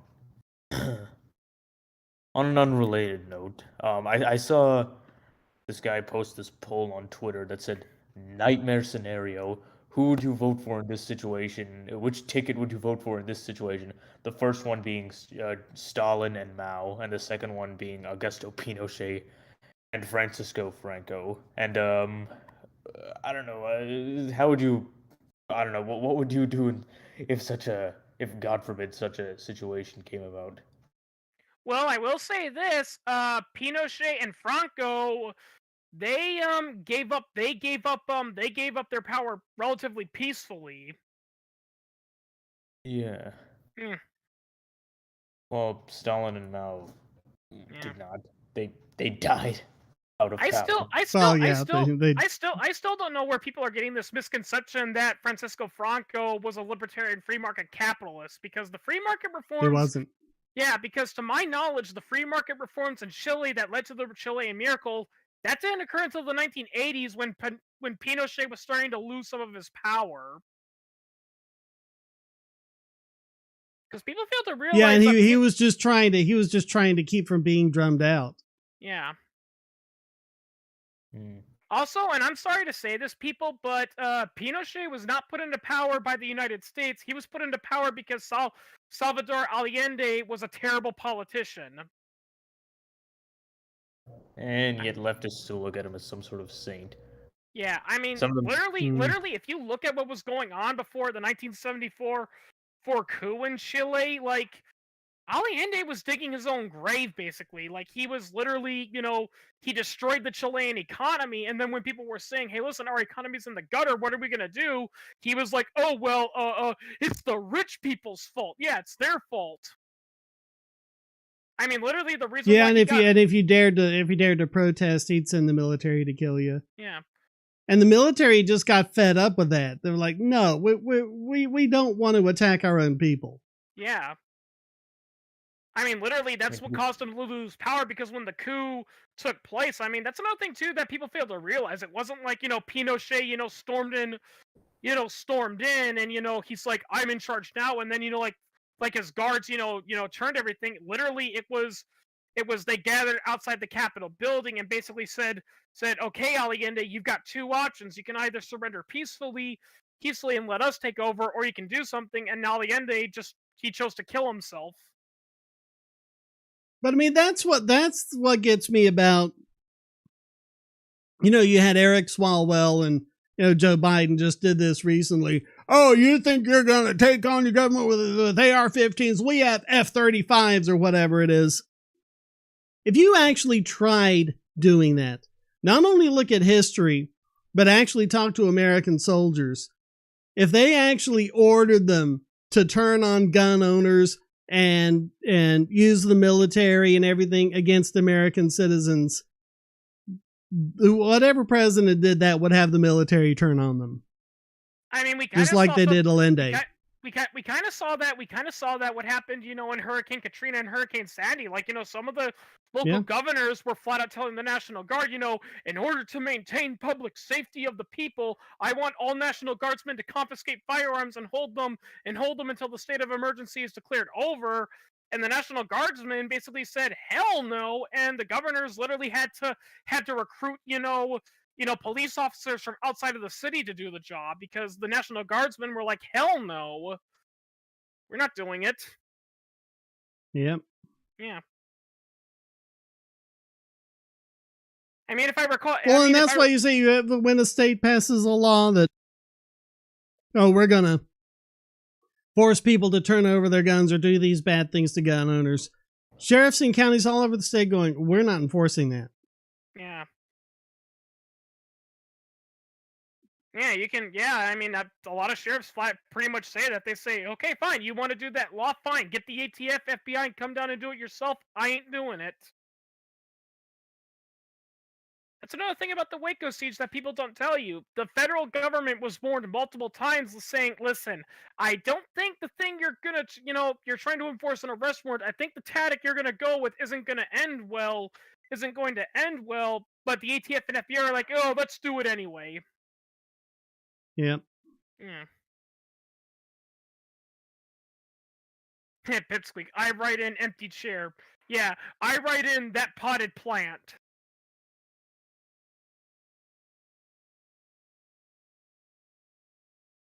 I think we pretty much have an empty chair as president. We may as well, yeah. He's just a prop for the deep state, Yeah. His wife's literally like moving around. You might as well just have a cardboard cutout standing. Yeah.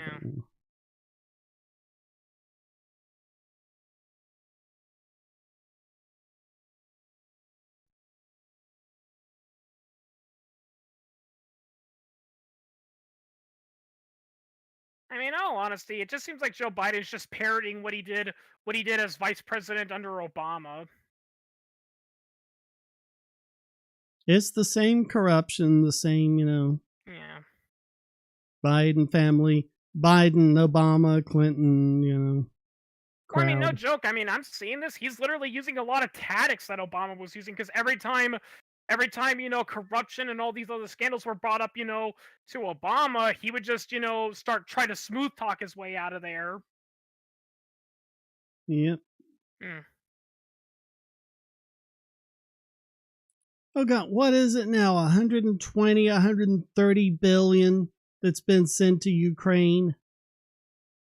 Something like 2 to 3 times the entire Russian military budget. Yeah, what's really happening with all that money? Well, I mean, yeah, given the history, because we all know how the Pentagon is. It's like, I mean, to be fair, Well, the then thing is, we also know that was basically what the whole Burisma thing was all about when Biden was vice president. We got the emails. They verified people. The DKIM signatures are valid. Those emails are real.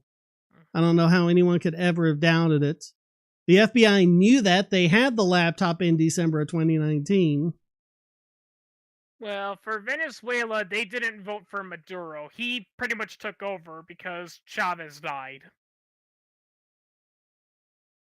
Like, that's the only reason. And there's all sorts of evidence that the machines were messed. Even the voting machine company, I forget what they're called.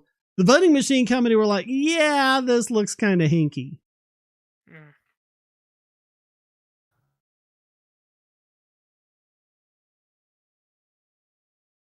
Conditions in most American prisons border on torture. I think if you were going to set out to set up an institution of psychological torture, you couldn't do better than the American prison system. Of course, when you bring that up, a lot of people say it's like, yeah, it's because of those private prisons, even though they don't exist. Like, no, there's no such thing as a private yeah. prison. And that's another thing too. When people point to all these examples, saying, "See, look at this private prison," you look it up, and it's like, okay, yeah, it is privately owned, but here's the thing: the company that owns it is only responsible for the maintenance of the building. The rules, the guards, and all that are still set by the state. Actually, in all of the private prisons, they all operate under rules from the federal government. Yeah, I mean, even if they're state prisons, they're still federal rules. Yeah. And yes, I absolutely want Joe Rogan's podcast to talk about it. I want everyone to talk about anarchy and voluntarism. I'd love that. Why wouldn't I? Call me crazy, but I would love to. But I would love to see you and Laserpig get into a debate because I think you two could learn from each other. The only issue I would see, and this is an issue that happened with Laserpig's recent podcast, is he loves, him being a native-born Scotsman, he loves to drink, and in his last podcast, he got drunk, and, he brought up some pretty good points when he was talking about, the Ukraine war, but the problem was that he and his buddies were so drunk that it took them, 10 minutes just to get there, because before that, they were just drunk and talking bullshit, That's just my personal opinion, people. Even if you're talking about a subject that I agree with, don't drink during your podcast unless it's going to be a laid back, just talk about random stuff. Don't drink because then you're going to get drunk, you're going to start slurring, and then you're going to start. It's going to be like, today we're going to be talking about the national debt. Just like how last week I was driving my car and I ran over a pothole and I spilled my drink everywhere and I was so pissed off. And you know how difficult it is to get all that stuff. It's like, people, we just want to know, we want to hear about the national debt. Yeah, don't drink during a podcast, people. I don't care who you are. Has anyone, speaking of Ukraine, has anyone seen anywhere in America where people are flying Ukraine flags from their homes? I mean, that's what Joe Biden claimed. Well, there's plenty in my area. Same. There are? They're actually flying Ukraine flags? Yeah. Seriously? Yep. I mean, to be fair, I live in a fairly, liberal-leaning area, but yeah, I've seen plenty. I mean, I do definitely agree, like the government shouldn't be subsidizing aid to Ukraine. Yeah, but mainly because, like we said earlier, knowing how the U.S. government operates stuff, like operate stuff, there's a pretty good chance that, we're going to be selling them all this equipment. Then we're going to go to the Ukraine army saying, how's all that money and weapons coming for you? It's like, well, we got some of the money and the weapons, but the rest of it hasn't arrived. It's like, well, where is it? I don't know. I mean, that's literally what happened in Afghanistan and Iraq. Like, the United States government, bought all this equipment and all that and sent it to the troops. And yeah, the troops got some of it, but the rest of it, it's like, who knows where it is? Taliban got a lot of them. Yeah. And instead of the investigation, and instead of investigating the stuff and saying, okay, what happened to this stuff, they say, oh, we'll just reorder it again. I mean, that's the issue with the Pentagon and the military industrial complex. Like contrary to popular belief, I don't really think it's really a matter of corruption. It's more of a matter of incompetence. Like they're spending all this money and they're not keeping track of it. And well, it's both. Yeah. There's plenty of money laundering going on there. But again, it all goes back to the fact that, it's nobody's being held accountable for this. It's not their money. Because here's a fun fact that I actually learned, that historically speaking, if a weapon system was going to be adopted by the U.S. military, historically, the U.S. military had to pay for it out of their own pocket. They literally had to pay for it. But then when the government said, oh, no, we'll buy everything, that's when we started seeing this whole thing of developing weapons, that, yes, are good and effective, but serve no purpose, or like I said earlier, it's all about how it's like, okay, we'll send all this money in aid, to an ally of ours. And yeah, the ally receives some of it, but the rest of it gets lost and who knows where it is.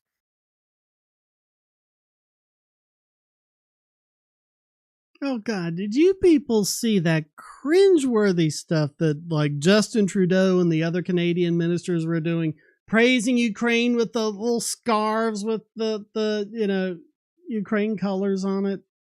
I think Justin Trudeau, the thing about him is like, to show how pathetic he is, you have to be pathetic when even Xi Jinping can, is the voice of reason, because I think like this happened before all that. Like there were some issues going on between Canada and the United and China, and yeah, China was doing some shady stuff, but a lot of people agreed Justin Trudeau was doing a completely inappropriate job of it. Like he was being all accusationary and mean and all that and very hostile, and Xi Jinping was basically like, dude, just shut up, more or less. Justin Trudeau is the Canadian Gavin Newsom. Look at how similar those guys are in so many ways. Yeah. I mean, that's the reason I nominated him for Idiot of the Year, just because of all that crazy stuff. It's like he's doing all this stupid stuff that's clearly not working, and when it becomes pretty clear that many Canadians are pissed off at him, he's like, why do all the people hate me? Oh, that's one of the things he was doing to like the war protesters. He was like, hey, they basically talked down to them. They need to shut up because Ukraine is perfect. And talking to his fellow Canadians that way. I mean, yeah, I'll confess, I made it clear, I'm mostly on the side of Ukrainian, and I agree that's not how you approach the subject, You don't talk down to your opponent, regardless if they're right or wrong, because if you talk down to them, that's only going to piss them off, And I'll admit, I've made mistakes like that too. I made mistakes when trying to argue libertarianism and all that.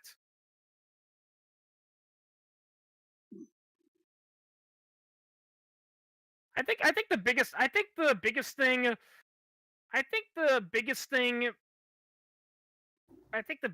that makes me laugh about Justin Trudeau is the way he acted, when he was cracking down on the on the COVID protests,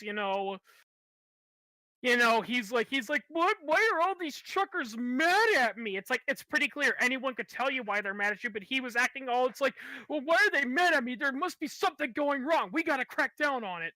Yeah, there is something going wrong. You're literally freezing their bank accounts. Yeah.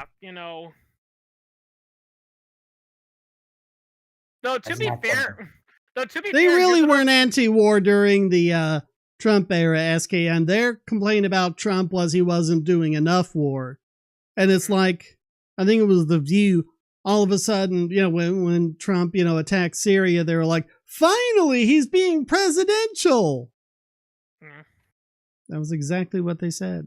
I don't know if it's true or not, but I've heard from a lot of people saying the only reason he dropped the Moab on ISIS was because there were a lot of generals within the U.S. military demanding he do so, or else they were going to pull support from him. He's like, okay, I dropped a bomb on ISIS. There. You happy? Well, and apparently there was a lot of stuff in the reports they sent to him that was just false. They just made it up. They lied to him outright.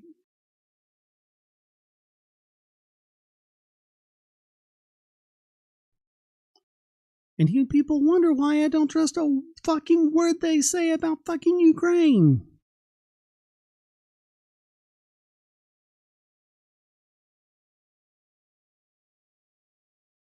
And I mean, it's just all the people are like, no, these areas are Ukraine, even though the people there speak Russian and everything. And like, I've challenged them. It's like, because they were like, oh no, they were Ukraine before, the Soviet Union took them out. So, okay, show me a map of Ukraine before, the Soviet Union.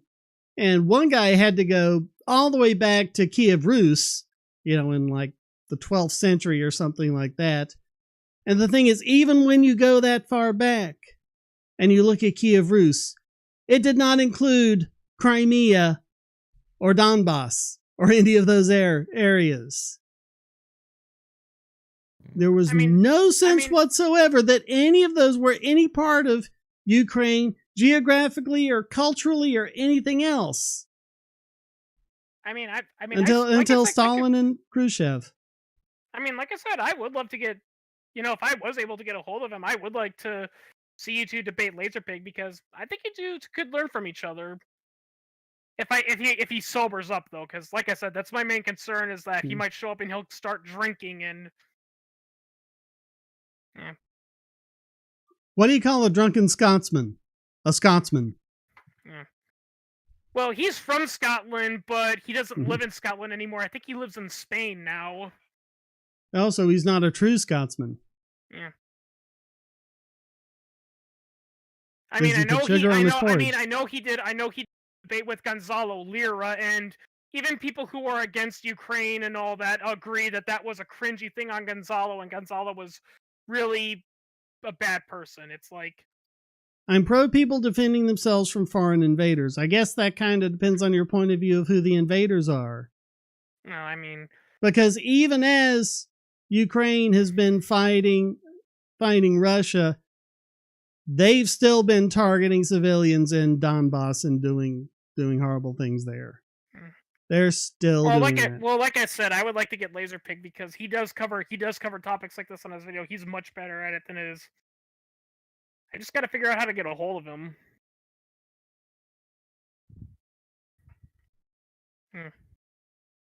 He did have a. Think about it. Okay, Vietnam, the first one where you really had good news coverage of the war. And then what did you have after that? You had Nicaragua, you had Panama, you had the first Iraq War, you had, second Iraq War, Somalia, Afghanistan, all of these others. Look at all the news coverage. Look at all the reporters on the ground, videos from reporters on the ground, live from reporters on the ground, all over the case, all over the press, everything. Where's all the reporters in Donbass? Have you ever seen anything in Donbass on the mainstream media? They're in Kiev. They're all over the place in Kiev. It's just like all of a sudden, like they're showing no reports from actual reporters in Donbass. And so you look at what reporters are doing and say, well, yeah, but that's from a Russian media. Well, who else is publishing them? Who else is showing them?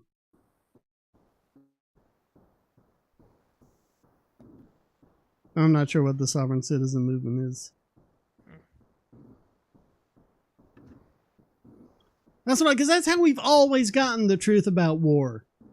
It's journalists actually going in there, with cameras, with, audio recorders, with everything else, and just seeing it. That's how all these other wars just kind of fell apart. That's how you got all those protests from Vietnam and everything else. That's how a lot of the truths about the Iraq War got exposed.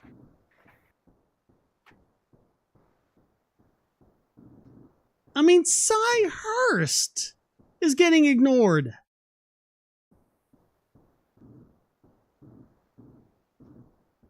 Cy Hurst, you could not ask for a more credible reporter than that. And they either ignore him or they try to say he's some sort of conspiracy crank. Well, to play the devil's advocate, I did read that thing, and I'm just gonna say it, Shane. I'm not fully convinced of it, just because, like, his claim is an anonymous source, and, like, listen, I would love to see report if he has a report, see it, but I need does this source, do they have did they actually give him an actual declassified naval document and all that? I mean, there's just well, if it's declassified, it wouldn't be a problem. But if it's a document that they don't want getting out, if he releases anything like that, then he puts his source in jeopardy. But this is how journalism has been done since the days of Vietnam. And Hirsch has broken a lot of stuff, like dozens of stuff like that. Not a single one of them has been shown to be wrong. This guy knows what he's doing. I'm just skeptical is all,